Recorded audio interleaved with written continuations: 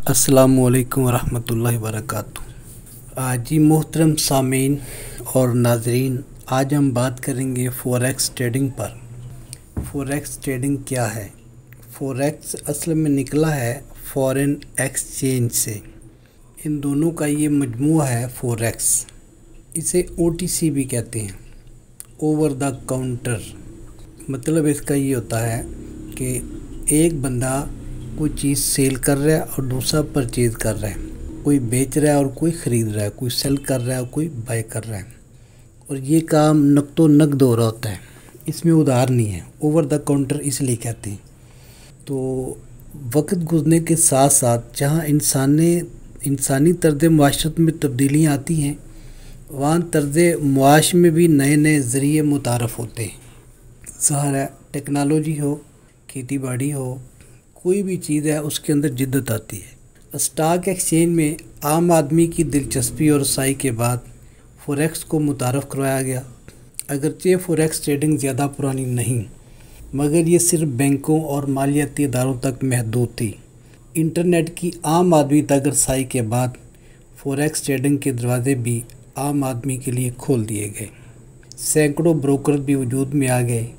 एक बटन दबाने से गैर मामूली आमदनी शुरू हो जाती है और मिलियन बनने जैसे पुरकशिश इश्तिहारात ने अवामुन्नास को बड़ी तादाद को अपनी तरफ राग़िब किया है। मुझे एक दोस्त ने बताया था, ग़ालिबन जुल्फ़िकार साहब हमारे मोहसन हैं और सीनियर हैं, वो कहते जी जब इंटरनेट नहीं होता था तो तब हम आर्डर जो है फ़ोन पे लेते थे अमेरिका से, ठीक है। तो बहरहाल अब क्या है, फ़ॉरेक्स की मुनासिब तालीम ना होने, रियल अकाउंट से पहले ना काफ़ी प्रैक्टिस और ना काफ़ी सरमाए और एक अच्छे ट्रेडर की खसूसियात पैदा ना करने की वजह से 90% लोग अपनी असल सरमाए से ही हाथ धो बैठते हैं। चनाचे आपकी रहनुमाई के लिए ये सारी गुफ्तगू और ये जो ऑडियो आपके सामने है और जो वीडियो आप देख रहे हैं, इसका मकसद ये है कि आप अगर फ़ॉरेक्स ट्रेडिंग में दिलचस्पी रखते हैं तो आप इसको अच्छी तरह से कर सकें। हम इंशाल्लाह ये जो कोर्स है इस मकसद के तहत डिज़ाइन करना चाह रहे हैं कि जो भी ट्रेडिंग की दुनिया में गोताज़न हो और वो इस गहरे आबदार को लेकर ही इस गोताखोरी से बाहर आए। इनके जो बंदा भी ट्रेडिंग करना और ट्रेडिंग सीखना चाहता है, जब वो हमारे इस कोर्स को कर ले तो सीख ले या वीडियोज़ को सुन ले तो इस काबिल हो जाए कि वो ट्रेडिंग से अपना कारोबार कर सके और प्रॉफिट कमा सके। अब आते हैं फ़ॉरेक्स है क्या। अगर आपको कभी किसी गैर मुल्क जाने का इत्तेफाक हो तो एयरपोर्ट पर आपको करेंसी एक्सचेंज की दुकान नज़र आएगी। आप काउंटर पर जाते हैं तो आपको एक बोर्ड नज़र आता है, इस पर मुख्तलिफ़ ममालिक की करेंसियों के रेट लिखे होते हैं। आप रेट लिस्ट के मुताबिक रुपए देकर मतलूबा करेंसी हासिल करते हैं। दूसरे लफ्ज़ों में इसे फॉरेन एक्सचेंज कहते हैं, यानी कि एक करेंसी बेचकर दूसरी करेंसी ख़रीदते हैं। मुख्तसर ये कि इसे फ़ॉरेक्स कहते हैं। फ़ॉरेक्स मार्केट दुनिया की सबसे बड़ी मार्केट है। एक अंदाजे के मुताबिक 6.6 ट्रिलियन डॉलर का इस मार्केट में लेन देन होता है, जबकि दुनिया के सबसे बड़ी stock market New York stock market या स्टॉक एक्सचेंज है, जिसमें रोज़ाना सिर्फ 22.4 बिलियन डॉलर का लेन देन होता है।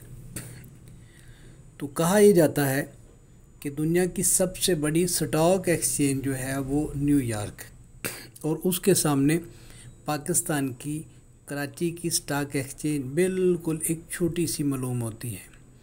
और जो फ़ॉरेक्स एक्सचेंज है, फ़ॉरेक्स मार्केट है, इसके सामने न्यूयॉर्क स्टॉक एक्सचेंज एक इंतहाई छोटी महसूस होती है। यानी कि वैसे न्यूयॉर्क की स्टॉक मार्केट बहुत बड़ी है, लेकिन जब फ़ॉरेक्स मार्केट के मुकाबले में उसे देखा जाता है तो यूँ लगता है जैसे फ़ुटबॉल प्ले ग्राउंड में एक फ़ुटबॉल पड़ा हुआ हो। यानी कि प्ले ग्राउंड से मुराद फ़ॉरेक्स मार्केट है और बॉल से मुराद न्यूयॉर्क की सबसे बड़ी मार्केट है, लेकिन वो फ़ॉरेक्स के मुकाबले में, फ़ॉरेक्स मार्केट के मुकाबले में इतनी छोटी मालूम होगी आपको। तो इससे अंदाज़ा होता है कि फॉरेक्स मार्केट कितनी बड़ी है। इससे आप जितने मर्ज़ी पैसे कमा सकते हैं, कोई रुकावट, कोई पाबंदी नहीं है। अब देखना ये है कि फॉरेक्स मार्केट में आखिर किस चीज़ का लेन देन होता है। तो जवाब सीधा सा है कि करेंसियों का। लेकिन चूँकि आपका हकीकत में करेंसियों से कोई वास्ता नहीं होता, इसलिए आप कन्फ्यूज़न का शिकार हो जाते हैं। स्टॉक मार्केट में आप देखते हैं कि गूगल माली तौर पर मुस्तहकम है, एप्पल का शेयर है, फेसबुक का शेयर है, शानगी का शेयर है, कोई भी ले लें। जब आप देखते हैं कि इनकी कीमत बढ़ रही है तो आप गूगल के शेयर ख़रीद लेते हैं, शानगी के ख़रीद लेते हैं, फेसबुक के ख़रीद लेते हैं। तो आपने शेयर्स तो ख़रीद लिए, मगर आप गूगल, शान या एप्पल के मालिक तो नहीं बन गए। इस तरह फॉरेक्स में आप किसी करेंसी के सिर्फ शेयर्स ख़रीदते हैं, करेंसी के मालिक नहीं बन जाते। फॉरेक्स में बड़ी बड़ी करेंसियाँ दर्ज झैल हैं। USD है, अमेरिकन डॉलर है, ठीक है। इसको बिग या ग्रीन बुक या ग्रीन बुक भी कहते हैं, ठीक है। उसके बाद यूरो है, यूरोपीय यूनियन का है ये, और इसे फाइबर भी कहते हैं। और बड़ी बड़ी करेंसियों में JPY भी है, ये जापान की है, इसको येन कहते हैं। और GBP बरतानिया का है, ग्रेट ब्रिटेन पाउंड, ठीक है। इसको केबल भी कहा जाता है। इस तरह है CHF, स्विट्ज़रलैंड का ये डॉलर है, इसे फ्रांक कहते हैं और स्वेजी भी कहते हैं। CAD कनाडा का डॉलर है, इसे हम कनेडियन डॉलर कहेंगे, और उनकी ज़बान में उसे लोनी भी कहते हैं। इस तरह AUD है, ये ऑस्ट्रेलिया का डॉलर है, इसे ऑस्ट्रेलियन डॉलर कहेंगे और उसे लोकल ज़बान में आजी भी कहते हैं। जैसे हम इधर करेंसी है, हम इसे रुपया कहते हैं। ऐसे NZD ये न्यूजीलैंड है और न्यूजीलैंड डॉलर है, और इसे KV भी कहते हैं। आप देखते हैं कि हर करेंसी 3 हरूफ पर मुश्तमिल है। बाईं तरफ के 2 हरूफ मुल्क के नाम, जैसे JP से जापान और Y से येन, ठीक है। तो दायां हर्फ करेंसी को ज़ाहिर करता है। मसलन NZD में NZ न्यूजीलैंड और D डॉलर को ज़ाहिर करता है। और ये याद रख लें, करेंसियों के अंदर जो ट्रेडिंग है हमेशा जोड़ों की सूरत में होती है। और जोड़े कैसे, जैसे हम बात कर रहे थे कि आप एयरपोर्ट पे जाते हैं तो आप एक करेंसी को ही नहीं बाय करेंगे, सिर्फ आप पाकिस्तानी करेंसी देंगे, और अगर आप अमेरिका जा रहे हैं तो USD ख़रीदेंगे, अगर आप बरतानिया जा रहे हैं तो आप GBP ख़रीदेंगे, ठीक है। तो आप उसके बदले पाकिस्तानी करेंसी देंगे। तो फॉरेक्स में जब भी ट्रेडिंग होती है तो एक ही वक्त में एक करेंसी को ख़रीदा जाता है, दूसरी को बेचा जाता है। मसलन euro USD, AUD USD, USD JPY वगैरह ट्रेडिंग ब्रोकर के ज़रिए होती है। करेंसी जोड़ों को या तो ख़रीदा जाता है या बेचा जाता है। जो करेंसी ताकतवर होती है वो ख़रीदी जाती है और कमज़ोर करेंसी बेची जाती है। किसी करेंसी की ताकत या कमज़ोरी का अंदाज़ा इसके मुल्क की पैदावार, अफराते ज़र, रोज़गार जैसे अवामल से लगाया जाता है। करेंसी जोड़ों को 3 अक़साम में तकसीम किया गया है। कुछ करेंसीज़ हैं जो मेजर कहलाती हैं, उनमें यूरो USD है, GBP USD है, USD JPY है, USD CAD है, USD CHF है, NZD USD है और AUD USD है।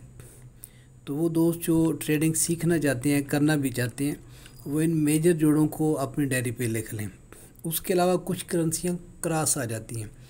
क्रॉस उस करेंसी को कहते हैं जिसमें अमेरिकन डॉलर जो है वो ना हो, जैसे NZD JPY, CAD JPY, AUD NZD, EUR JPY और EUR GBP वगैरह वगैरह। इसके अलावा कुछ करेंसियाँ हैं ज़ोटिक, ये इनमें तरक्की पज़ीर ममालिक की करेंसियाँ होती हैं। चूँकि मेरी वीडियो का मकसद आप लोगों को पहली वीडियो में तारफ़ देना है और तारफ़ के साथ साथ बहुत ज़्यादा इल्म भी देना है, तो इसलिए ये चीज़ें मैं बताता चलूँ। बहुत से ट्रेडर जो एक अरसे से ट्रेडिंग कर रहे हैं लेकिन ये नहीं जानते कि एक्सोटिक जो करेंसियाँ हैं वो कौन से ममालिक की हैं। तो ये वो ममालिक हैं जो तरक्की याफ्ता नहीं हैं बल्कि तरक्की पजीर हैं। मिसाल के तौर पर USD/HKD, USD/SEK, USD/DKK और उसके बाद NOK/USD, ZAR/USD, SGD/USD। ठीक है, इस तरह जितनी भी करेंसी हैं, जैसे HKD है हांगकांग का डॉलर है, SGD है सिंगापुर का है, ZAR साउथ ईस्ट अफ्रीकन रांड है, NOK नॉर्वेजियन क्रोन है और DKK डेनमार्क क्रोन और SEK स्वीडन क्रोन, यानी कि ये उनकी करेंसियां हैं। अब आते हैं कि फॉरेक्स मार्केट में साइज और लिक्विडिटी कितनी होती है। कराची या लंदन, न्यूयॉर्क वगैरह को स्टॉक एक्सचेंज ख़ास मकाम और वक्त में लेन देन करते हैं, जबकि फॉरेक्स इलेक्ट्रॉनिक बैंकिंग के ज़रिए 24 घंटे पीर से जुमा तक जारी रहती है। आइए जायज़ा लेते हैं कि कौन कौन सी करेंसी ट्रेडिंग ज़्यादा होती है और कौन कौन सी करेंसी की ट्रेडिंग कम होती है। तो फॉरेक्स मार्केट में जो डॉलर है उस पे ट्रेडिंग 84.9 होती है, यूरो पे 39.1, JPY तीसरे नंबर पर आती है 19.0 और GBP 12 यानी कि 12.9, AUD 7.6, CHF 6.4, CAD 5.3 और इस तरह बाकी जितनी भी करेंसी हैं वो सारी मिला के 25% बनती है उनकी। तो इन चीज़ों से ज़ाहिर होता है कि पहले नंबर पर अमेरिकन डॉलर, दूसरे नंबर पर यूरो और तीसरे नंबर पर येन की ट्रेडिंग होती है। तो डॉलर जो है इन सब करेंसियों में इनका बादशाह है। अब डॉलर की इस कदर क्यों अहमियत है। पाकिस्तान में आज का डॉलर 169-170 के करीब चल रहा है और आज 20 सितंबर 2021 है। ठीक है, इस तरह पिछले साल अगस्त सितंबर में डॉलर बहुत अप था, ख़ास तौर पे गोल्ड की परवाह बहुत ज़्यादा थी। ठीक है, तो डॉलर क्यों अप जाता है, ये एक सवाल है। तो उसकी वजह ये है कि अमेरिका की माशियत दुनिया की सबसे बड़ी माशियत है। तमाम ममालिक अपने रिज़र्व जो हैं वो डॉलर में रखते हैं। अब देखें, जितने भी करप्ट लोग हैं जो अपना सरमाया बाहर लेके गए हैं वो ज़्यादातर डॉलर में है। अमेरिका का सियासी निज़ाम सबसे ज़्यादा मुस्तहकम है, सबसे बड़ी फ़ौजी ताकत है, तमाम मालिक की तजारत डॉलर में होती है, इसलिए डॉलर की बहुत ज़्यादा अहमियत है। अब जो दुनिया के अंदर हम कारोबार कर रहे हैं, गली मोहल्ले में कारोबार कर रहे हैं, दुकान ओपन करते हैं, जनरल स्टोर बनाते हैं, कोई भी काम करते हैं, उसके मुकाबले में फॉरेक्स बेहतर क्यों है। फॉरेक्स बेहतर इसलिए है कि फॉरेक्स में चंद खसूसियात ये हैं जो इसे दूसरे ऑनलाइन बिजनेस से और फिज़िकली बिजनेस से मुमताज़ करते हैं। जैसे नो कमीशन, फॉरेक्स में कोई clearing fees, exchange fees, government fees या ब्रोकर की फ़ीस नहीं होती। हाँ, करेंसी की ख़रीद और फ़रोख्त का फ़र्क होता है जो ब्रोकर वसूल करता है, जिसे बिड और आस्क कहते हैं। ये हमारे पाकिस्तान के बैंकों में भी ये लिखा होता है, बिड और आस्क, यानी कि जब आपने डॉलर लेना है तो अगर डॉलर 170 का है, ठीक है, उसकी जो कीमतें फ़रोख्त है और जो आगे ख़रीद रहा है उसकी 170 नहीं होगी, उसकी 171 होगी। तो इस तरह ये जो फ़र्क है सिर्फ थोड़ा सा ये ब्रोकर लेता है। दूसरा, इसमें मिडल मैन कोई नहीं है। जैसे आप चीनी की एक गाड़ी मंगवाते हैं तो आपको किसी न किसी रेफरेंस से क्या होता है, वो पहले मिल से, फैक्ट्री से बड़े होलसेल के पास आती है, वहाँ से बड़े बड़े रिटेलर हैं या होलसेल दुकानदार हैं और वहाँ से फिर छोटे दुकानदार, फिर हमारे पास, इस तरह यहाँ मिडल मैन कोई नहीं है। आपकी हर ट्रेड जो है वो फॉरेक्स मार्केट में जा रही होती है और आप वहाँ पे डायरेक्ट सरमाया और प्रॉफिट ले रहे होते हैं, दरमियान में किसी के मरहूने मिन्नत नहीं होते। उसके बाद है ट्रेडिंग साइज़। फॉरेक्स में आप अपनी मर्ज़ी से सरमाया के मुताबिक ट्रेडिंग साइज़ इख्तियार कर सकते हैं। उसके बाद फ़ायदा क्या है, ये 24 घंटे चलती है। फॉरेक्स मार्केट पीर को ऑस्ट्रेलिया के सुबह 8 बजे शुरू होती है और जुमे के वाले दिन न्यूयॉर्क की शाम तक खुली रहती है। तो आपको जब भी फुर्सत मिले रात को बिस्तर में लेट कर भी ट्रेडिंग कर सकते हैं। अगर सफ़र में हैं और कहीं रुके हैं तब भी आप चार्ट को देख सकते हैं। और फिर इसमें मज़े की बात यह है, कोई इनफरादी तौर पर फॉरेक्स को कंट्रोल नहीं कर सकता। फॉरेक्स मार्केट इतनी बड़ी है कि कोई छोटा या बड़ा ट्रेडर इस पर असरअंदाज नहीं हो सकता। हत्ता कि कोई बैंक भी मार्केट को अपनी मर्ज़ी से तब्दील नहीं कर सकता। और इसमें एक बहुत बड़ा फ़ायदा जो है वो है लीवरेज। लीवरेज की मिसाल ऐसे है जैसे एक बहुत बड़ा पत्थर हो जिसे 5 आदमी भी हिला ना सकें, वही पत्थर एक आदमी लीवर की मदद से बासानी हरकत दे सकता है। ये लीवर का कॉन्सेप्ट हमें छोटी क्लासों में तस्वीरों के ज़रिए से भी पढ़ाया गया है। ठीक है, आपको अगर याद हो तो होता क्या है कि लीवरेज जिससे ये है कि अगर आप $50 आपके पास हैं तो आप $2500 की ट्रेड कर सकते हैं। $500 से $2500 की ट्रेड कर सकते हैं। $25,000 की, $500 से $25,000 की ट्रेड कर सकते हैं। मगर याद रखें कि लीवरेज दो धारी तलवार की मानंद होता है। बगैर मुनासिब मनी मैनेजमेंट के आपका अकाउंट मिनटों में उठ सकता है। अब मनी मैनेजमेंट क्या है ये हम अपने कोर्स में इंशाल्लाह अगली वीडियोस में आपको बताएंगे। और फिर ये भी बताएंगे कि लीवरेज बेसिकली किस ब्रोकर का कितना है और कितना रखना चाहिए। ठीक है, ये तारफ़ी वीडियो है। हम इस कोर्स को फ्रूटफुल करने के लिए अगली वीडियोस में सारी प्रैक्टिकली चीज़ें आपके सामने रखेंगे। ठीक है, अभी वो लोग जो ट्रेडिंग सीखना चाहते हैं या जो ट्रेडिंग कर रहे हैं उन्हें ये पता होना चाहिए कि ट्रेड कब करनी चाहिए। अमूमन तो सबसे बड़ी गलती ये होती है कि जो नए ट्रेडर होते हैं और पुराने भी ये गलती करते हैं कि बस जब मार्केट देखा कोई कैंडल ऊपर जा रही है तो उसे कर दिया बाय, जो नीचे आ रही है उसे सेल कर दिया। तो इसमें कोई शक नहीं कि फॉरेक्स मार्केट 24 घंटे खुली रहती है, मगर इसका ये मतलब नहीं कि 24 घंटे ट्रेडिंग के लिए मौजूद होते हैं। मार्केट 3 सिमतों में चलती है, ऊपर, नीचे या साइड पे। जो साइड पे है उसको मैं अक्सर कहता हूँ ये मस्ततील की सूरत में चल रही होती है। मार्केट ऊपर या नीचे चल रही हो तो आप पैसा कमा सकते हैं, मगर मार्केट साइड में हो तो आप ट्रेडिंग आपके लिए मुश्किल हो जाएगी। इनकी मस्ततील में चल रही है तो मस्ततील में चलने में ट्रेडिंग मुश्किल क्यों होती है कि वहाँ से मार्केट ने अपना ट्रेंड बनाना होता है, या तो वो ऊपर को निकलेगी या वो नीचे को निकलेगी। तो इसलिए अगर वो साइड पे चल रही हो जिसको हम मस्ततील में कहेंगे, ठीक है, तो आपने करना क्या है, ट्रेड नहीं करनी। अगर ऊपर को निकल जाए तो बाय की ट्रेड करें, अगर नीचे को निकले तो सेल की ट्रेड करें। तो फॉरेक्स मार्केट को 3 बड़ी मार्केटों में तकसीम किया गया है जिन्हें सेशन भी कहा जाता है। और उसमें टोक्यो सेशन है, लंदन सेशन है और न्यूयॉर्क सेशन है। और जो लोग ट्रेडिंग कर रहे हैं उनको इन सेशंस का पता होता है, लेकिन हम कोशिश करेंगे कि काफ़ी हद तक आपको इन सेशन के हवाले से बता दें कि कौन सा सेशन कब खुलता है और कब बंद होता है। तो इसका टाइम टेबल आप डायरी पे लिख लें। ये टाइम टेबल जो आपको बता रहा हूँ ये अप्रैल से अक्टूबर तक होता है। ठीक है, इनके मार्केट जोन जो है वो टोक्यो ओपन अगर होगी तो वो रात के 11 बजे होगी, और टोक्यो जो क्लोज़ है वो सुबह के 8 बजे होगी।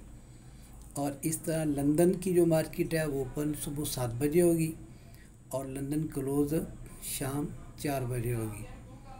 न्यूयॉर्क को मार्केट जो है ये ओपन होगी रात 12 बजे और न्यूयॉर्क मार्केट क्लोज़ होगी रात 9 बजे। ठीक है, अब आते हैं नवंबर से मार्च तक का टाइम टेबल। ठीक है, अब नवंबर से मार्च तक जो है टोक्यो की मार्केट ओपन होगी 11 रात और ये क्लोज़ होगी 8 बजे सुबह, और लंदन की मार्केट ओपन होगी 8 बजे और लंदन क्लोज़ होगी शाम 5 बजे। यानी कि लंदन की मार्केट सुबह 8 बजे ओपन होके शाम 5 बजे क्लोज़ हो जाती।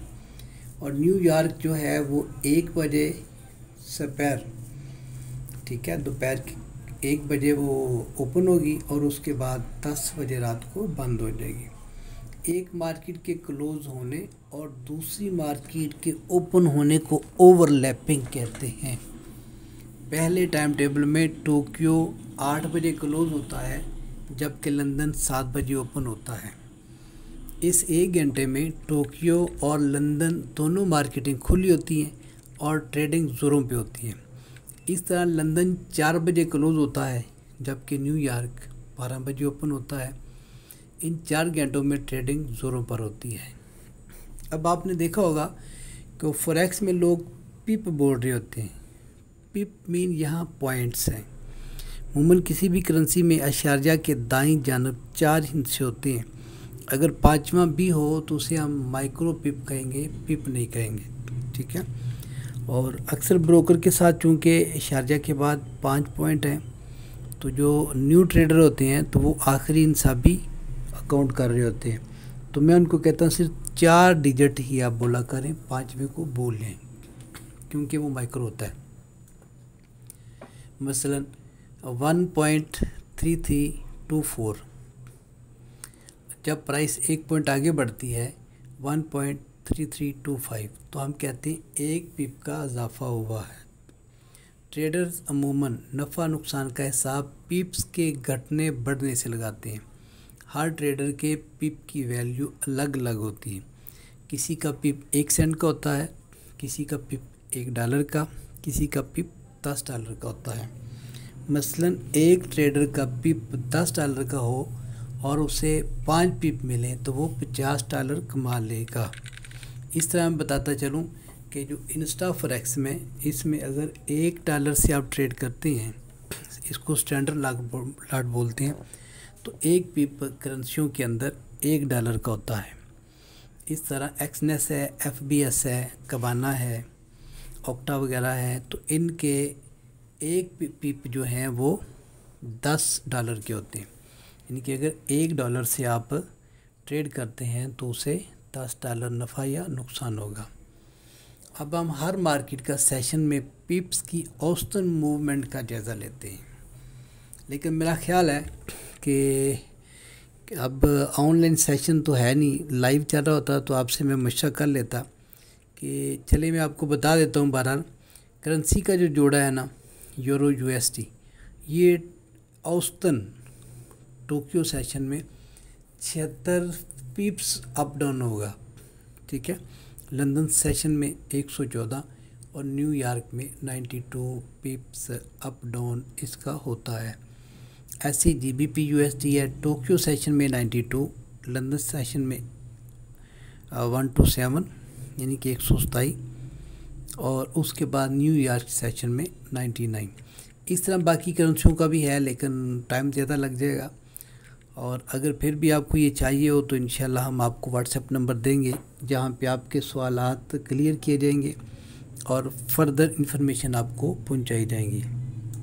क्योंकि जितना भी गुफ्तगू में फॉरेक्स ट्रेडिंग का अहाता कर लिया जाए तो कहीं ना कहीं प्यास, कहीं ना कहीं सवाल करने का चांस मौजूद होता है, ठीक है।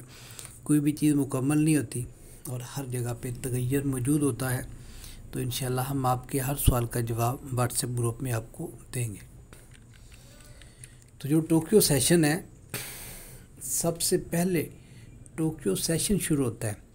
इसे एशियन सेशन भी कहा जाता है। जापान दुनिया में तीसरी बड़ी मुआशी कुव्वत है। जापानी करेंसी येन का फॉरेक्स में 16.50% हिस्सा है और येन 21% ट्रेड एशियन सेशन में होती है, ठीक। तो एशियन सेशन में फॉरेक्स ट्रेडिंग सिर्फ जापान तक महदूद नहीं रहती बल्कि टनों के हिसाब से ट्रेडिंग सिंगापुर, हांगकांग, सिडनी और चीन वगैरह में भी होती है जो टोक्यो सेशन से मुंसलिक होती है। टोक्यो सेशन में बड़े हिस्सादार एक्सपोर्टर्स सेंट्रल बैंक होते हैं। याद रहे कि जापान और चीन की मईशत का बड़ा इन्हिसार एक्सपोर्ट पर है। इसके बावजूद फॉरेक्स का हुजूम बहुत कम होता है। बसाकात लगता है कि मार्केट ही बंद है। फिर भी एशियन पैसिफिक करेंसियों मसलन NZD USD AUD USD की मूवमेंट में काफ़ी तेज़ी आती है। हुजम में कमी की वजह से मार्केट साइड पे चलती है, जो कि बाद में ब्रेकआउट का सबब बनती है और ट्रेडिंग के मौके बनते हैं। आमतौर पे जो एशियन है उसमें AUD, NZD और JPY इनमें ज़्यादा तेज़ी आती है और इन करेंसियों के अंदर हलचल और तूफ़ान ज़्यादा बर्पा होता है। जब एशियन ट्रेडर्स अपनी दुकानें बंद कर रहे होते हैं तो इस वक्त लंदन के ट्रेडर हजरात अपनी दुकानें खोलना शुरू करते हैं। यूरोप में और भी काफ़ी मालियाती अदारे हैं जो ट्रेडर्स की नज़रें लंदन मार्केट पर लगी होती हैं। तारीखी तौर पर अपने महल्ले वकूँ की वजह से लंदन हमेशा ताजों के लिए पुरकशी रहा है। ये बात भी हैरानकुन नहीं कि लंदन सेशन में 1 मिनट में हज़ारों फॉरेक्स ट्रेडर्स हिस्सा लेते हैं। फॉरेक्स में 30% ट्रेडिंग लंदन सेशन में होती है। नीचे दिए गए चार्ट से लंदन सेशन में पिप्स की औसतन मूवमेंट का अंदाज़ा आपको बताता हूँ। यूरो USD की औसतन जो है वो 83 पिप्स है, GBP USD 82 है, USD JPY 36 है। ये उन लोगों को फ़ायदा देंगी जो ट्रेडिंग के लिए मुखलस हैं, जो ट्रेडिंग से पैसा कमाना चाहते हैं और जो ट्रेडिंग सीखना चाहते हैं। वो ज़रूर कॉपी पेंसिल पकड़ेंगे और इन चीज़ों को नोट करेंगे। USD JPY 36 है। और दूसरा बताता चलूँ कि इसमें आप लोगों को ट्रेडिंग करते हुए ये भी पता चलेगा कि इस करेंसी में हलचल ज़्यादा होनी है तो आप उस पर ट्रेड ज़्यादा करेंगे। AUD USD 60 है और NZD USD 64, USD CAD 66, USD CHF 85, 58, euro JPY 80 और GBP JPY 102 102 पिप, ठीक है। AUD JPY 86 और यूरो GBP 40। लंदन सेशन जो है इसकी क्या वजह है कि इसकी अहमियत क्यों ज़्यादा है। तो मोहतरम ट्रेडर्स, आपने जब ट्रेड करनी है तो आपने सारे सेशंस की टाइमिंग लिख के रखनी है या अच्छी तरह याद रखनी है। तो हम बात कर रहे थे लंदन सेशन की अहमियत की। लंदन सेशन टोक्यो और न्यूयॉर्क सेशन को ओवरलैप करता है, इसलिए ट्रेडिंग के हुजम और मार्केट में बहुत ज़्यादा तेज़ी होती है। ज़्यादातर ट्रेंड लंदन सेशन में बनते हैं। तो आपने देखा है कि ट्रेंड इज़ योर फ्रेंड। जब मार्केट ट्रेंड में चल रही है, ऊपर को जा रही है तो बाई करते जाओ, नीचे को जा रही है सेल करते जाओ, और ट्रेंड बना हुआ है तो फिर पैसे दोनों हाथों से लूटो, ऐसी है ना। तो लंदन सेशन के दरमियान में तेज़ी कम हो जाती है क्योंकि ट्रेडर्स दोपहर के खाने के लिए चले जाते हैं और न्यूयॉर्क सेशन के शुरू होने का इंतज़ार करते हैं, ठीक है। बसाकार लंदन सेशन के अख्ताम पर ट्रेंड्स वापसी का रुख इख्तियार कर लेते हैं क्योंकि बहुत से ट्रेडर्स अपने मुनाफे को लाग करके और ट्रेड्स को बंद कर देते हैं। अब जो बात करूँ ट्रेंड क्या होता है तो सब ट्रेडर्स जानते हैं, और जो पहली दफ़ा वीडियो को सुन रहे हैं, ट्रेंड 3 किस्म के हैं।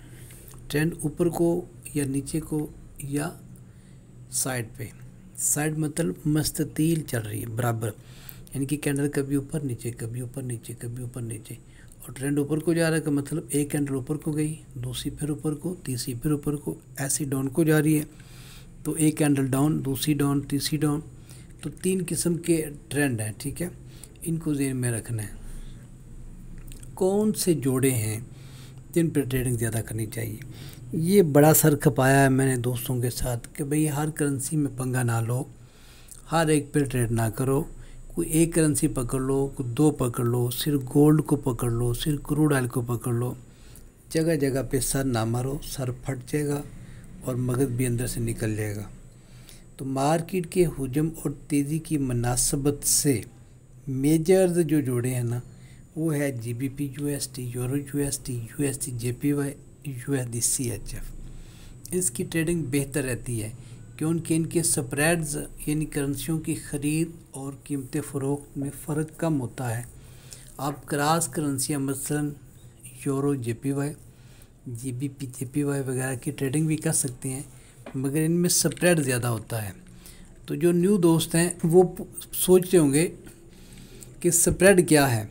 स्प्रेड ये है, एक करेंसी को आप ख़रीद रहे हैं और उसके बाद जब उसकी ट्रेड आपको मिल रही है, ख़रीदने और ट्रेड के मिलने के दरमियान का जो गैप है, जिसको बिड और आस्क बोलते हैं, उसमें फ़र्क ज़्यादा होता है।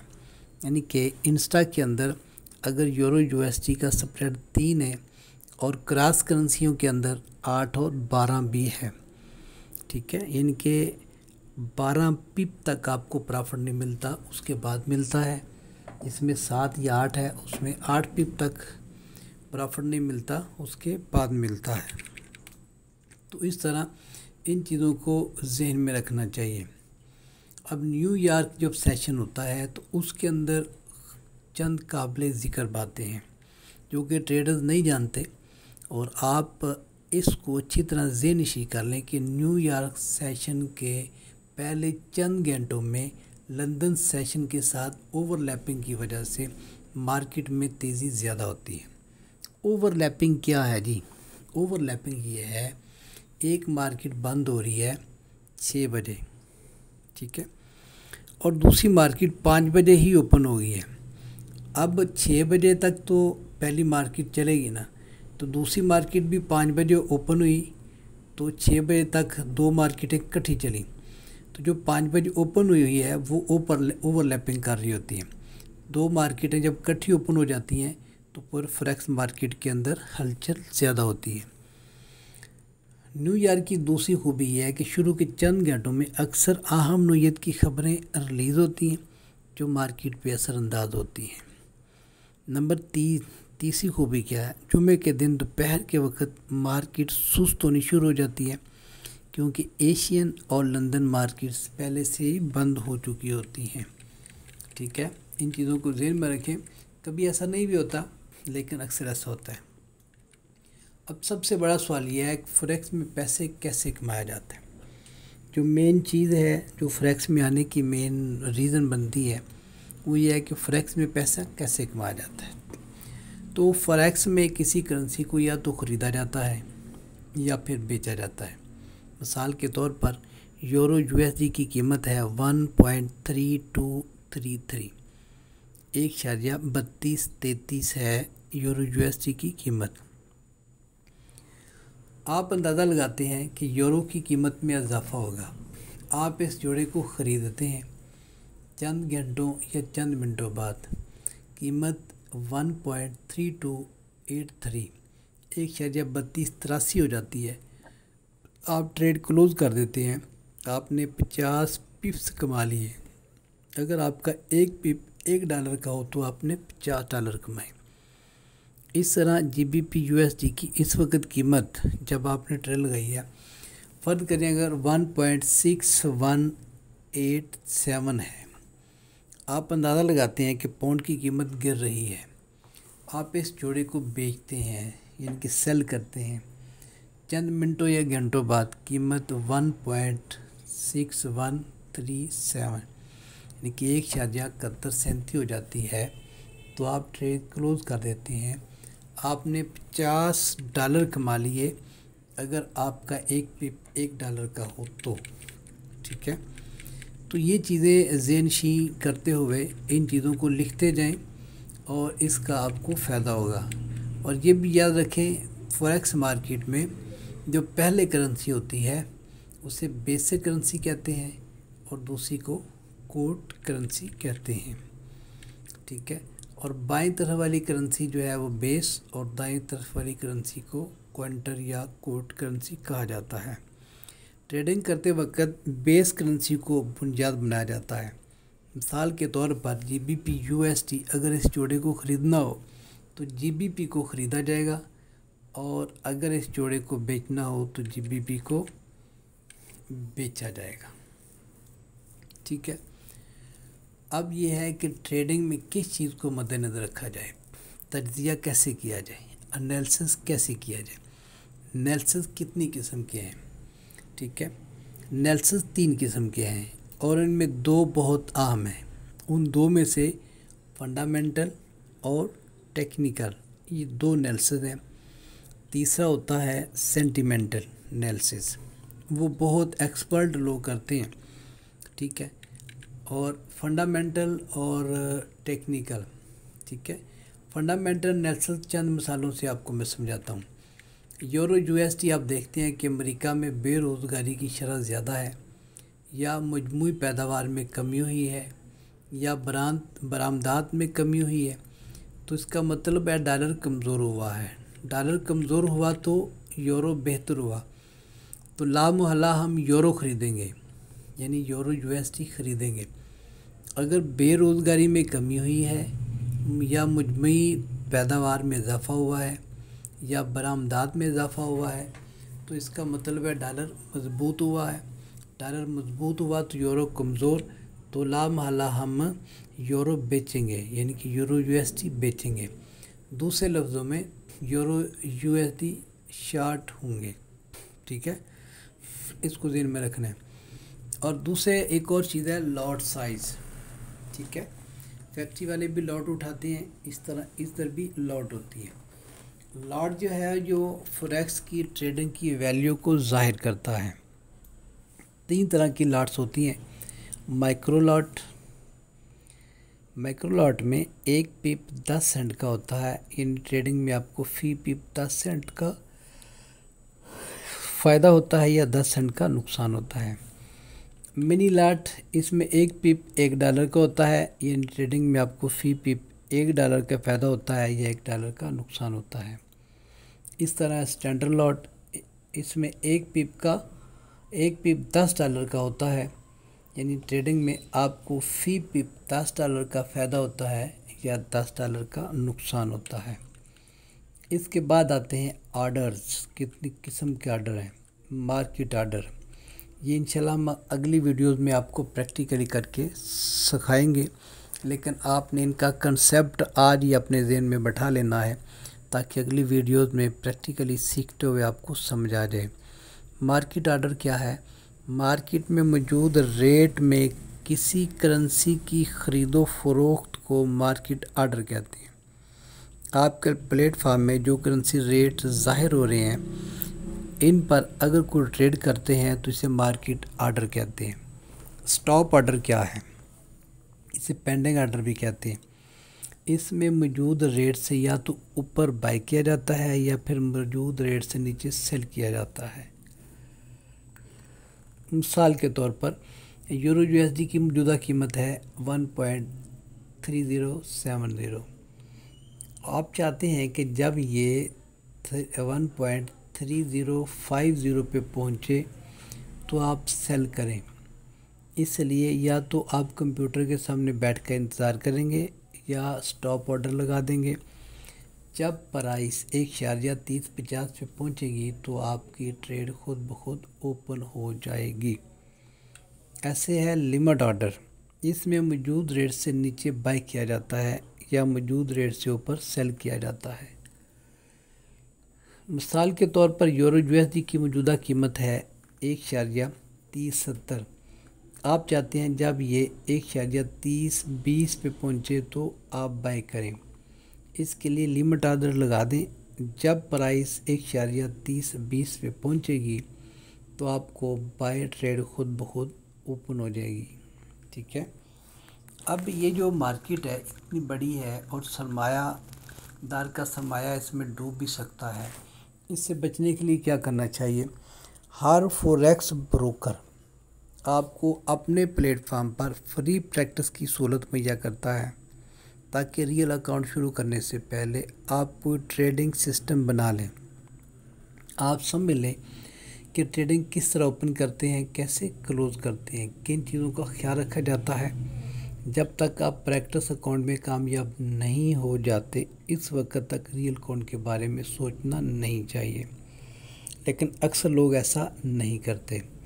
आज भी एक नौजवान मेरे पास आया था और उससे मैंने कहा कि आप डेमो अकाउंट 2-3-4 हफ्ते करो, तो उसका डेमो अकाउंट बनाए हुए आज पहला दिन है। ठीक है, आज मंडे है तो पहला दिन है। तो वो कहता है जी मुझे रियल अकाउंट बना दें और उसमें मैं 2-4 दिन के अंदर डॉलर डलवा के रियल ट्रेड करूँगा। तो उसे मैंने समझाया कि भाई ये काम ठीक नहीं है, पहले आप सीखें। कहता है जी मैंने सीख लिया, मुझे समझ आ गई है। तो जो ट्रेडर्स हैं उनको पता है कि इसकी समझाने में तो साल भी लग सकते हैं, महीने भी लग सकते हैं। जो जितना संजीदा है, जीनियस है, सेंसिटिव है, इसको सीरियस ले रहा है, उतने ही वो ज़्यादा सीखता है। इसमें क्या होता है, अगर आप डेमो पे सही तरह प्रैक्टिस नहीं कर रहे तो आप अपनी रियल ट्रेडिंग भी सही नहीं कर सकेंगे, क्योंकि ये फॉरेक्स ट्रेडिंग है और इसमें सीखना इंतहाई ज़रूरी है। और जब तक इसमें काफ़ी प्रैक्टिस नहीं होगी, ट्रेडिंग सिस्टम आप एक तय नहीं करेंगे कि मैंने किस इंडिकेटर या किस पैटर्न पे ट्रेड करनी है। दूसरे नंबर पे डिसिप्लिन की अदम मौजूदगी होगी, मनी मैनेजमेंट नहीं होगी, तो ट्रेडिंग में कामयाबी नहीं होगी। लेकिन ये डिसिप्लिन क्या है, सिस्टम क्या है, प्रैक्टिस क्या है, मनी मैनेजमेंट क्या है, इसको इंशाल्लाह प्रैक्टिकली हम आपके सामने रखेंगे। अभी भी ये चीज़ें डिस्कस हो सकती हैं, लेकिन कोशिश ये है कि इस कोर्स को ऐसा बनाया जाए कि वो दोस्त जो संजीदा मजाज हैं कम अज़ कम वो सीख सकें। और एक वीडियो में अगर सारी चीज़ें फिर हम डिस्कस करेंगे तो पहली वीडियो ही हमारी बड़े घंटों की हो जाएगी। ठीक है। फॉरेक्स ट्रेडिंग जो है ये बेरोज़गार, कम आमदनी वाले, बैंक या क्रेडिट कार्ड के मकरूज़ लोगों के लिए फ़ायदेमंद हरगिज़ नहीं। उसकी वजह ये है, अगर किसी ने किसी से पैसे पकड़े हैं, वो ट्रेडिंग कर रहा है ना, तो उसे ट्रेडिंग सही आ भी रही होगी, लेकिन उसे ट्रेडिंग सही होनी नहीं। वजह, उसे परेशानी लगी रहेगी। ज़रा सी कोई ट्रेड अप डाउन होगी, वो कहेगा यार वो पैसे मैंने उसके पकड़े हुए हैं, वो तो मैंने देने हैं। तो आम तौर पे $400 तक अगर आपके पास बैलेंस है और अगर आपके पास एक अच्छी स्ट्रेटजी है तो आप $10-15 एक ट्रेड में कमा सकते हैं। तो $10-15 अगर देखा जाए तो ये इस मार्केट में काफ़ी अच्छी अमाउंट है। हाल ही में एक दोस्त ने 1 लाख रुपए से काम शुरू किया और वो उससे पहले फैक्ट्री में काम कर रहा था। तो आज उसने $50 का विड्रॉ लिया है और बड़ा हैप्पी घर को गया है। अब उसे समझाइए कि अगर ये मैं सही प्रॉपर तरीके से काम करूं तो फिर मैं इसमें अच्छी अर्निंग कर सकता हूं और जॉब से ज़्यादा इजी भी है। ठीक है। तो $400 अगर आपके पास हैं तो आप $10-15 डेली कमा लेते हैं, तो ये इनफ है। $10 का मतलब है 1600-1700 रुपया।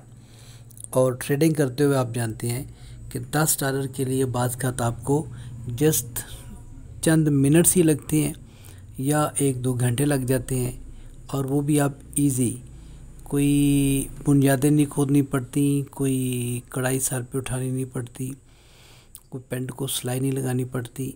जस्ट एनालिसिस करें, चिल रहें और मुनासिब ट्रेड का थोड़ा सा इंतज़ार करें और $10-15-20 कमा के निकल लें।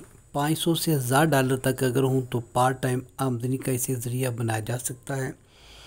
ये मफरूज़ा भी गलत हो सकता है। फॉरेक्स में ट्रेडिंग के लिए कुछ खुसूसियात का होना बेहद ज़रूरी है। जैसे मैंने कहा, कोई ट्रेडिंग सिस्टम बनाना और फिर उसके तहत ही ट्रेडिंग करना। ये अक्सर दोस्तों के साथ डिस्कस करता हूँ मैं कि आप कोई भी स्ट्रेटजी एक बना लें, उसके मुताबिक ही ट्रेड करें, स्ट्रेटजीज़ को बार बार चेंज ना करें। ट्रेडिंग सेटअप का सब्र से इंतज़ार करना, बहुत कम लोग ऐसे हैं जो इस चीज़ का इंतज़ार करते हैं कि ट्रेड कब करनी चाहिए। एक न्यू ट्रेडर से मैंने पूछा कि आपने आज पूरा दिन कोई ट्रेड नहीं की, तो उसने कहा जी आज कोई ट्रेड बनती ही नहीं थी। तो बड़ी ही ज़बरदस्त, बड़ी जामे, बड़ी एजुकेटेड, मोस्ट स्किल्ड पर्सन की ये बात नहीं थी, ये एक ट्रेडर की, और वो ट्रेडर जो बिल्कुल न्यू था उसकी बात थी। लेकिन बड़े बड़े ट्रेडर्स के मुंह पर तमाचा था। उसकी वजह क्या है कि वो बड़े बड़े ट्रेडर भी सब्र नहीं करते, ट्रेड का इंतज़ार नहीं करते, और वो क्या करते हैं कि वो ट्रेड पर ट्रेड लगाते रहते हैं और नुकसान होता है। इसकी मैं मिसाल देता हूँ कि एक दुकानदार है और उसके पास कोई कस्टमर नहीं आ रहा, तो वो क्या करेगा कि वो अपने बिस्किट, चीनी, घी के पैकेट बाहर तो नहीं फेंकेगा, वो ग्राहक का इंतज़ार करेगा। और ऐसा नहीं करेगा कि ग्राहक नहीं आ रहा तो अपना नुकसान करना शुरू कर दे। ऐसे ही ट्रेडर्स है, अगर कोई ट्रेड नहीं बन रही तो भाई आप सब्र करें, पूरा दिन सब्र करें, 1-2 दिन सब्र कर लें, जब ट्रेड बनेगी तो आपका 1-2 दिन का सब्र इंशाल्लाह वो सारा कवर हो जाएगा। अगर आप सब्र नहीं करेंगे तो फिर आपको पता है अंगूर भी खट्टे और अप्रोच भी नहीं, और फिर सब्र का फल मीठा भी, बेसब्री का फल मीठा भी नहीं होता। तो मनी मैनेजमेंट पर अमल करना, मसलन कि अगर आपके पास $400 हैं या $500 हैं तो इंस्टा में रहते हुए 0.4 से बड़ी ट्रेड आपको नहीं करनी चाहिए। आप 0.2 से ट्रेड करें, इनकी 0.20 से, तो ये ठीक है। और आप अगर 2-4 ट्रेड से 10, 15, $20 बना लेते हैं तो ये नफ़ है। अगर कोई ट्रेडिंग सिस्टम आप अडॉप्ट कर लेते हैं तो उसके साथ ही चिमटे रहें ट्रेडिंग सेटअप, और उसके अलावा ओवर ट्रेडिंग ना करें, लालच ना करें। एक टारगेट बना लें कि डेली इतने डॉलर बनाने हैं, और वो टारगेट जो है वो मुनासिब हो। इनके ऐसा नहीं है कि $1000 से जो है ना वो अकाउंट ओपन किया हुआ है और बंदा कहता है जी मैंने डेली $100 बनाना है, तो ये टारगेट उसका बड़ा टारगेट है। $100 के लिए पीछे डॉलर भी $10,000 होने चाहिए। अगर आप इन बातों पर अमल करें तो कम सरमाए यानी कि $300-400 से आप मुनासिब पार्ट टाइम इनकम हासिल कर सकते हैं। ठीक है, उसके बाद आते हैं तजज़िये या एनालिसिस क्या है। ठीक है, एनालिसिस करना इंतहाई ज़रूरी है। इससे पहले आप अपने आप से पूछते हैं कि चार्ट क्या बता रहा है, मार्केट ऊपर जा रही है या नीचे, मार्केट ट्रेंड में है या साइड में है, बरतानिया में कोई बैंक रेट या मजमूई पैदावार या अफराते ज़र या बेरोज़गारी की शरह का आज ऐलान तो नहीं हो रहा। इन सब चीज़ों को चेकिंग करने को तज्जिया ना या एनालिसिस करना कहते हैं। तो ये मैं आपको बता चुका हूँ। एनालिसिस 3 किस्म के हैं, फंडामेंटल है, टेक्निकल है और सेंटिमेंटल है। ठीक है, पहले हम कहते हैं कि टेक्निकल एनालिसिस क्या है। एक फ्रेमवर्क होता है जिसमें ट्रेडर प्राइस की हरकत का जायज़ा लेता है, ये है टेक्निकल एनालिसिस। और इसमें सबसे पहले जो चीज़ ज़हन में होती है वो ये है कि चार्ट जहाँ पे कैंडल्स अप डाउन हो रही होती हैं उसका वो बासानी से अंदाज़ा लगाता है कि माजी करीब में प्राइस किस लेवल पे थी, अब किस लेवल पे है, प्राइस ऊपर जा रही है या नीचे, मार्केट ट्रेंड में है या साइड पे हरकत कर रही है। ये सारी चीज़ों को वो जब देखता है तो हम इसे कहते हैं टेक्निकल एनालिसिस। ठीक है, हम इसे कहते हैं टेक्निकल एनालिसिस। और उसके बाद यहाँ ये चीज़ भी दिलचस्पी से खाली नहीं कि एक ही चार्ट को मुख्तलिफ ट्रेडर्स मुख्तलिफ अंदाज से देखते हैं। मसलन एक ही चार्ट पर ट्रेड करने वाले कुछ ट्रेडर्स फ़ायदा उठा रहे होते हैं जबकि कुछ नुकसान उठा रहे होते हैं। मसलन यूरो USD को एक बंदे ने बाई किया है, उसका प्रॉफिट हो रहा है, और दूसरे ने सेल किया तो उसका लॉस हो रहा है। प्राइस मूवमेंट को वाज़े करने के लिए इंडिकेटर्स चार्ट में डाउनलोड किए जाते हैं, इनका जिक्र बाद में इंशाल्लाह करेंगे। तो ऐसे है फंडामेंटल एनालिसिस। किसी करेंसी के मुल्की, सियासी, इक़्तिसादी हालात को मद्देनज़र रखा जाता है क्योंकि ये फैक्टर्स किसी करेंसी की मजबूती या कमज़ोरी का बायस बनते हैं और प्राइस की अप डाउन मूवमेंट का बायस बनते हैं। रोज़ाना किसी न किसी मुल्क के इस नोयत के ऐलानात होते रहते हैं। फॉरेक्स की मुख्तलिफ साइट्स पर इनके ऐलानात का हफ्ते का शेड्यूल मौजूद होता है, इसे कैलेंडर कहते हैं। और जितने दोस्त भी ट्रेड करते हैं उनके लिए ज़रूरी है कि इस कैलेंडर को ज़रूर देखें, पढ़ें और समझें। और सबसे मरूफ जो वेबसाइट है वो है forexfactory.com। इसमें कैलेंडर के टैग को क्लिक करें तो कई दिनों का शेड्यूल आपके सामने आ जाता है। अब आते हैं जी एक और राज की तरफ। हाँ, ये बातें नोट करते जाएं, इंशाल्लाह फ़ायदा होगा। दोनों एनालिसिस कौन सा बेहतर रहता है जी, दोनों की अहमियत का इनकार नहीं किया जा सकता। अगर फंडामेंटल एनालिसिस को सामने रखते हुए ट्रेडिंग की जाए तो मुनाफे के मौके ज़्यादा होते हैं। इसका आसान तरीका ये होता है कि ट्रेडिंग से कबल कैलेंडर को चेक कर लिया जाए। FMOC meeting, bank rate, non farm payroll वाले दिन ट्रेडिंग नहीं करनी चाहिए।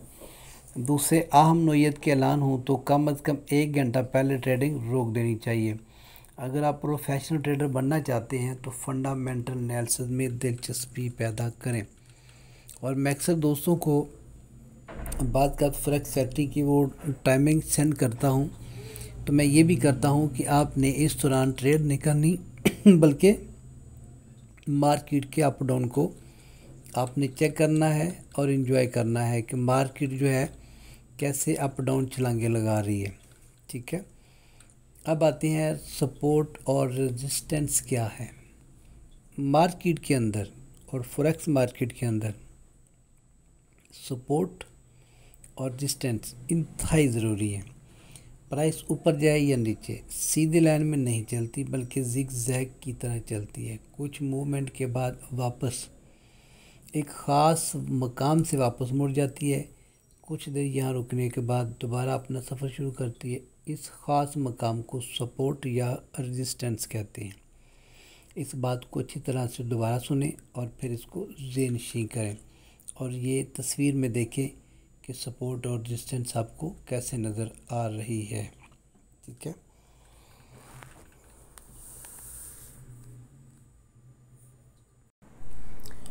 सपोर्ट और रेजिस्टेंस के हवाले से एक बात ध्यान में रखनी चाहिए कि सपोर्ट और रेजिस्टेंस एक एरिया होता है, फिक्स प्राइस लेवल नहीं होता। ऊपर कैंडलस्टिक के तारफ में शैडो के बारे में शक्ल से आपको बताया गया है। और जो ट्रेडर है ना, जो ओल्ड ट्रेडर हैं, वो तो लाइन खींच के भी अपनी सपोर्ट और रेजिस्टेंस बना लेते हैं, लेकिन वो लोग जिनको लाइन खींच के सपोर्ट और रेजिस्टेंस निकालना नहीं आता, वो चुप करके गूगल से पिवट पॉइंट्स जो हैं वो डाउनलोड करें और उसे अपने ये फॉरेक्स चार्ट के अंदर ऐड कर लें। और जिसको ऐड नहीं करने आते वो हमारे साथ व्हाट्सएप पे आ जाए, हम इंशाल्लाह उनको गाइड कर देंगे। उसके बाद हम अगली वीडियो में इस पे जो है ना डिटेल से प्रैक्टिकली काम करेंगे कि जापानी कैंडलस्टिक क्या है, लॉन्ग शैडो जो है वो क्या होता है, बेसिक कैंडलस्टिक पैटर्न्स कितने हैं और उनके हमें क्या फ़ायदे हैं, और इस तरह जो है डोजी क्या है, कैसी कैंडल होती है, और डोजी के साथ साथ जो है हैमर क्या है, और उसके बाद हैंगिंग मैन जो क्या है, डबल बॉटम क्या है, डबल क्रॉस क्या है, ओवर सोल्ड क्या है, ओवर बॉट क्या है, उसके बाद शूटिंग स्टार क्या है, इन्वर्टेड हैमर क्या है।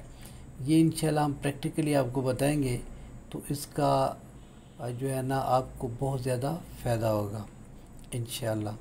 और इसके साथ साथ ये वीडियोस क्योंकि काफ़ी बड़ी होती जा रही है और मैंने मुनासिब समझा कि 1-2 टॉपिक्स को अगली वीडियो में शामिल कर लिया जाए, तो मैं आखिर पे ये फिर कहूँगा कि 2-4 बातें मैं आपके सामने इनकी इसका ख़ुलासा जो है वो रखना चाहता हूँ, ताकि आप लोग जो है इसको अच्छी तरह ज़हननशीं कर लें।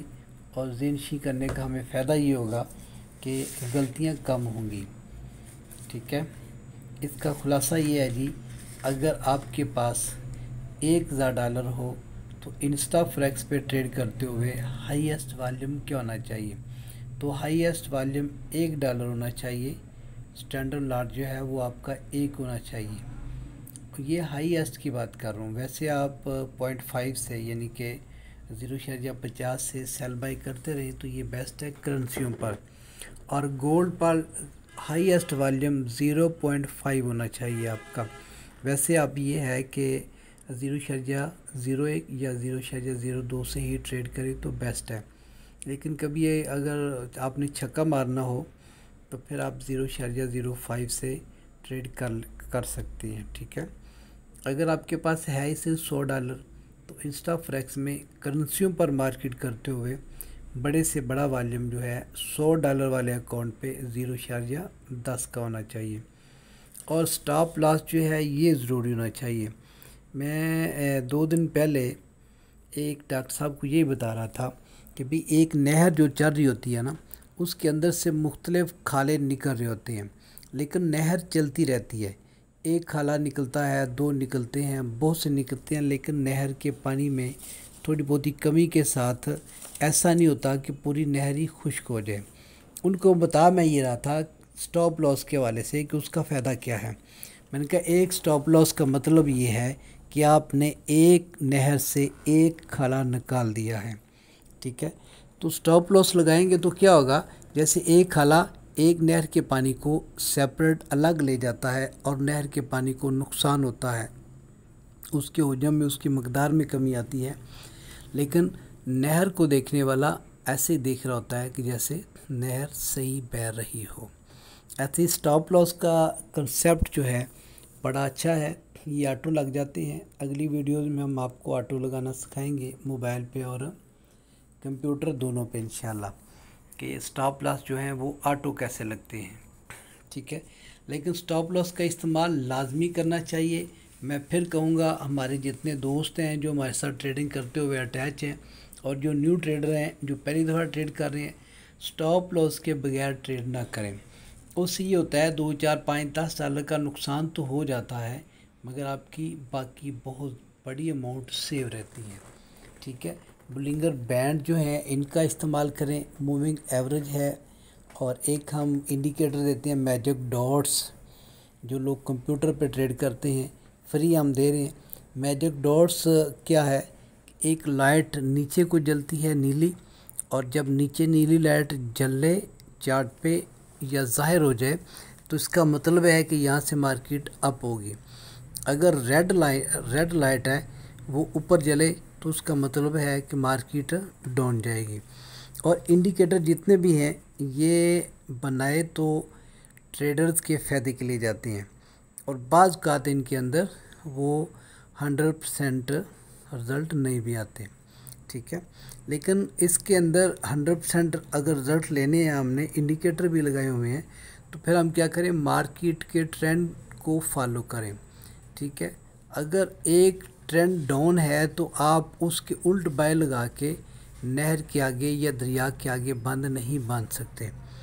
अक्सर ट्रेडर ये करते हैं, मार्केट डाउन जा रही है वो बाय कर देते हैं, लो जी हमने बाय कर दिया, अब ये यहाँ से वापस मुड़ेगी, मार्केट की जो कीमत है या उसका ट्रेंड है अब जाने लगेगा, हालांकि उसका ट्रेंड तो डाउन है।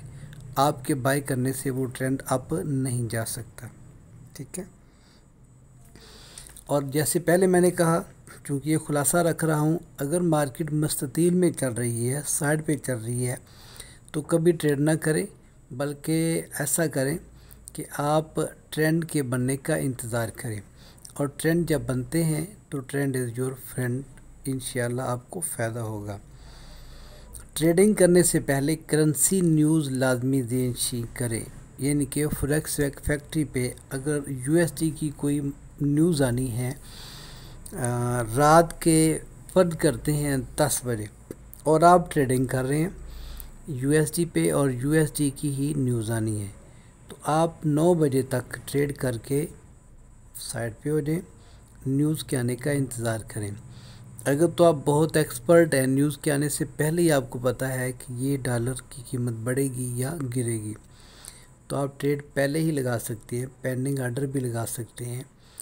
पेंडिंग आर्डर कैसे लगाया जाता है ये हम इंशाल्लाह आपको अगली वीडियोस में भी दिखाएंगे और व्हाट्सएप पे भी गाइड करते रहेंगे, क्योंकि बहुत से दोस्त नहीं होते हैं, उनके लिए मसला है। पेंडिंग आर्डर का फ़ायदा क्या है ये मैं आपको पहले बता चुका हूँ, जब मैंने लिमिट और मार्केट आर्डर, स्टॉप ऑर्डर ये आपको बताएं, तो बाकी इंशाल्लाह हम प्रैक्टिकली आपकी रहनुमाई करते रहेंगे।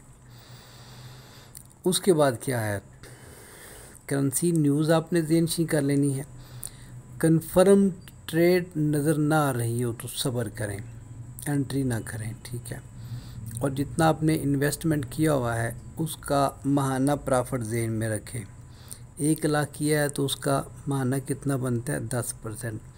अगर आप इस कनात पसंद वाली परसेंटेज को ज़हन में रखते हैं तो इंशाल्लाह आपकी तवक्को से अच्छा रिज़ल्ट मिलेगा। और टारगेट बनाएं, जैसे मैंने वीडियो के सेंटर में भी कहा, टारगेट अगर अचीव हो गया है तो आप ट्रेडिंग करना बंद कर दें। हाँ, कोई मुनासिब मौका और मिल रहा है किसी टाइम पे तो आप लगा सकते हैं। ज़रूरी नहीं कि टारगेट के बाद ट्रेड करना गुनाह है, लेकिन ना करना ज़्यादा मुनासिब है। टारगेट बनाएं और उसके बाद उनका विड्रा लें और खाएं पिएं मज़े उड़ाएं। अगर कभी टारगेट अचीव नहीं हो रहा तो परेशान नहीं होना। एक बंदे ने अगर $300 से ट्रेडिंग स्टार्ट की है और उसने ये टारगेट बनाया कि डेली $10 मैंने कमाने हैं, लेकिन हुआ क्या कि उसने सारा दिन टाइम भी दिया, तवज्जो भी दी, सब कुछ किया, लेकिन डॉलर बने सिर्फ 3-5। तो परेशान नहीं होना। या ऐसा भी है कि आपने तो $10 कमाने थे, लेकिन हाथ से $10 दे बैठे, लॉस हो गया, तो फिर भी परेशान नहीं होना। अगले दिन अल्लाह आपको 20-30 भी दे देंगे इंशाल्लाह। और बाद लोग जो फॉरेक्स को जानते नहीं, वो कहते हैं जी या तो ਤੁਹਾਡੇ सारे आए तो या ਤੁਹਾਡੇ सारे गए। ऐसा नहीं होता। मार्केट के अंदर नफ़ा नुकसान कुछ पॉइंट से होता है। ये नहीं है कि एक बंदे ने $1000 से अकाउंट बनाया तो $1000 उड़ गया, ऐसे तो नहीं होता। मैंने जैसे आपको मिसाल नहर की दी है, तो कोई ये नहीं कह सकता लो जी एक खाला नहर से निकालने से पूरी नहर ही खुश्क हो जाएगी या पूरी नहर ही खाले में चली जाएगी। इसके अंदर भी स्टॉप लॉस के साथ ट्रेड करें, मनी मैन के साथ ट्रेड करें। हम बहुत सी बातें इंशाल्लाह अगली वीडियोज़ में आपके सामने रखने वाले हैं। और मैं बताता चलूँ कि अगर आपने ये वीडियो सुन ली है और आपके ज़हन में सवालात आ रहे हैं तो आप कमेंट्स में भी सवाल कर सकते हैं। इंशाल्लाह हम पहली फुर्सत में आपको जवाब देंगे। उसके बाद हम आपको जो भी दोस्त हमारे इस कोर्स को ख़रीदेंगे उनको एक व्हाट्सएप नंबर देंगे, वो वहाँ पे सवाल जवाब कर सकते हैं। तो ये चूँकि फॉरेक्स मार्केट है और ये बहुत मुनाफा बख्श कारोबार है, और दुनिया के अंदर जितने भी कारोबार हैं सबसे बेहतरीन और सबसे तेज़ी से कमाई का ज़रिया है। लेकिन इसके लिए ज़रूरी है, जो मैंने पहले भी बताया, कि इसको सीख लिया जाए और इस पर कुछ टाइम स्पेंड किया जाए। तो इंशाल्लाह हम अगली वीडियोज़ के अंदर आपको एक कामयाब ट्रेडर के रूप में बनाने की कोशिश करेंगे, और जल्द ही अगली वीडियोज़ आपके सामने आने वाली हैं। अल्लाह हम सबका हामी नासर हो, हमें अच्छी तरह अर्निंग करने, ट्रेडिंग को समझने और इससे फ़ायदा उठाने की तौफीक दे। अल्लाह हाफिज़।